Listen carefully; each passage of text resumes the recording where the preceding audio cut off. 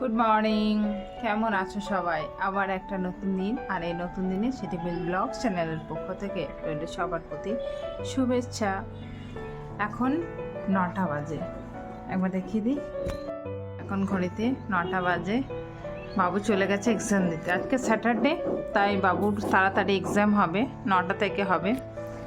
আর আমি এখানে এক কাপ চা নিয়ে এইমাত্র বসলাম। বাবুর ঘরটা গুছিয়েছি, আর এই যে অবস্থা দেখো, এখন ড্রয়িং রুম সবই অবস্থা খারাপ। আর এখন আমি গোপুসোনাদেরকে উঠিয়ে এখন এই যে খেতে দিয়েছি। চলো চাটা খেয়ে নিই। তোজো যেহেতু আজকে ছুটি, সেই জন্য তোজো ঘুমাচ্ছে, ঠিক আছে। আর তোজোর বাবুকে স্কুলে দিয়ে জিমে চলে গেছে। আমি একটু চা খেয়ে নিই। সব নামিয়েছি, এই যে সব নামিয়েছি। ডিপ ক্লিন হবে, অনেক দিন হলো এগুলো ক্লিন করিনি, তো আজকে এই ক্যাবিনেটটা সুন্দর করে সব কিছুটা ক্লিন করব। একটা কথা তোমাদেরকে বলি, আমরা বলেছিলাম যে এক্সামটা হয়ে যাক, তারপর যাব ভালো জায়গায় ঘুরতে যাব। তো মুহূর্তটা সত্যিই চেঞ্জ হয়ে গেছে। জানি না কোথায় কি যাব, কতটা কি ঘুরবো, কি করব। আগে থেকে আমি তোমাদেরকে বলবো না, বলতে চাই না। যদি সেটা না হয় তাহলে খুব খারাপ লাগবে। তো দেখা যাক, প্ল্যানিং করছি কতটা কি করতে পারি আর কি, কতটা ঘোরা যায়, কতটা কোথাও কি যাওয়া যায়। কারণ এইটাই বড় ছুটি বাবু তোজোর কাছে, এই আর কি। তো যাই হোক, চলো ব্লগ দেখতে থাকো। আমি সব ডিপ ক্লিন করি, একটু দেখবে। কিন্তু প্রবলেম হচ্ছে আমি একটু গান শুনছি, তো সমস্যা হচ্ছে আর কি ভিডিও অন করে। তো যাই হোক, সাউন্ডটা আমাকে মিউট করতে হবে। চলো দেখতে থাকো ব্লগ।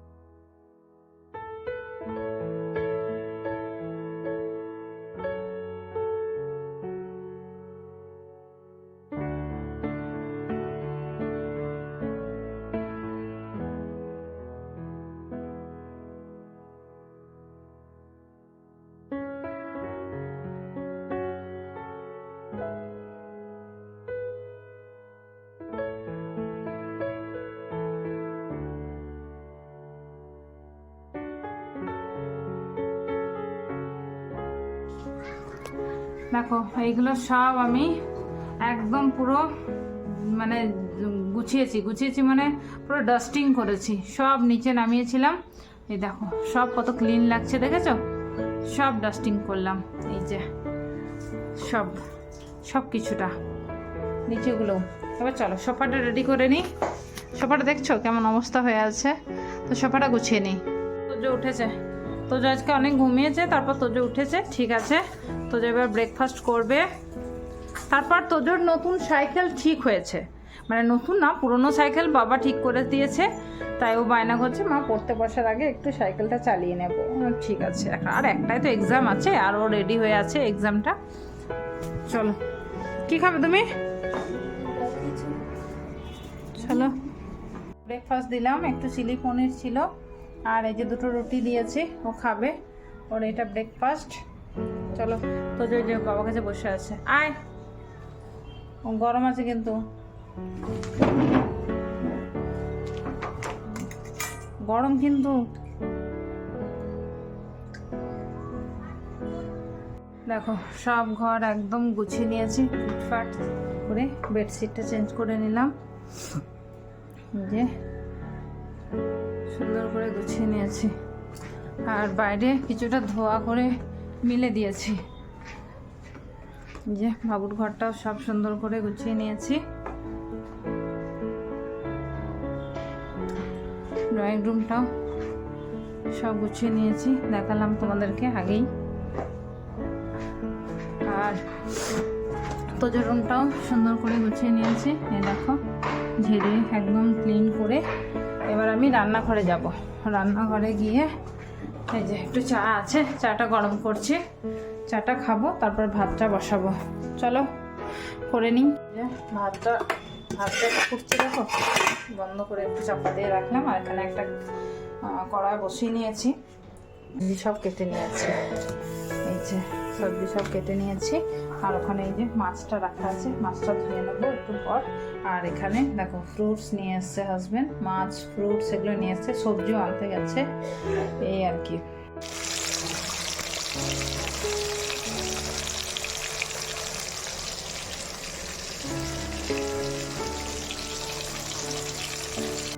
অনেকক্ষণ আগে এসেছিল, এতক্ষণ মাসির বাড়িতে বনিদের সাথে খেলা করছিল। আর তোজো পড়া করছে, তোজো টিচার এসেছে, তোর বাবা এখন খাচ্ছে মাছ ভাজা। বনিদের সাথে অনেক খেলা করেছে বাবু। মিঠু দিয়ে আসছে না, মিঠু দিয়ে ছুটিতে আছে, তাই দেখো লাঞ্চ টাঞ্চ হয়ে গেল, কিচেন একদম সব ক্লিন করে নিলাম।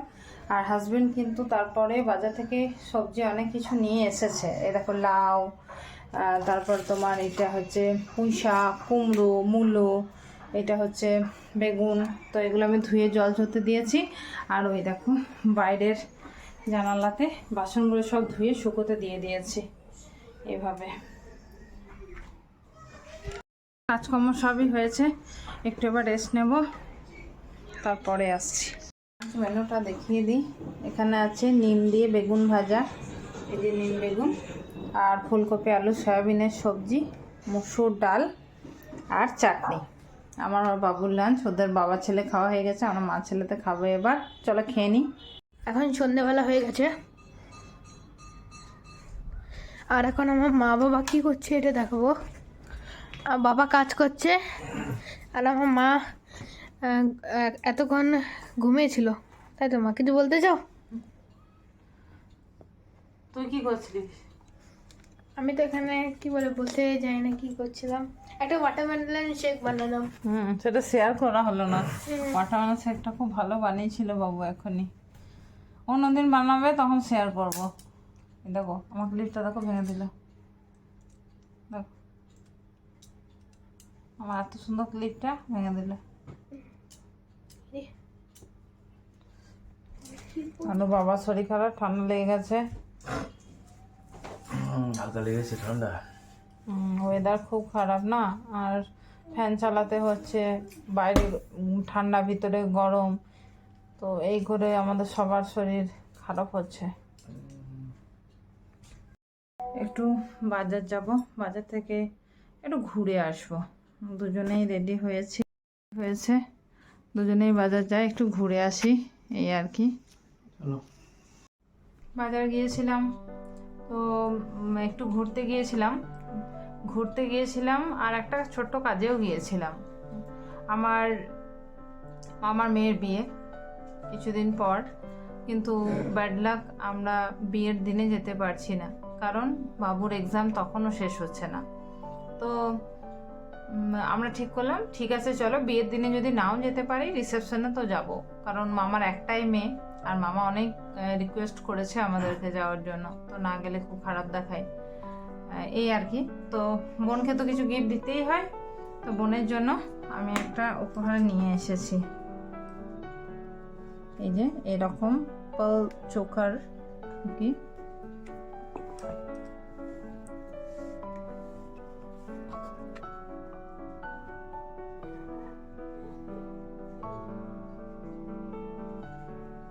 আমি একটু বার করে দেখাচ্ছি। এই যে দেখো এরকম চোকারটা, ভিতরে একটা ছোট্ট ফুলের মতো, মানে পাপড়ির মতো দেওয়া আছে, খুব সুন্দর ডিজাইনটা, আমার খুব ভালো লেগেছে, বুঝেছো?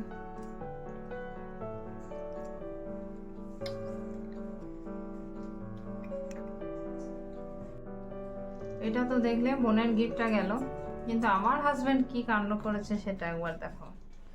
ও দোকানে অনেক রকম অনেক কিছুই দেখছিল, তো ওর হঠাৎ করে এই শাখাটা খুব পছন্দ হয়েছে, এই শাখাটা, ওর এই শাখাটা এত পছন্দ হয়েছে, আর ও এটা জোর করে কিনেছে আমার জন্য, বললো তুমি এটা নেবে আর সব সময় এই শাখাটা পরে থাকবে।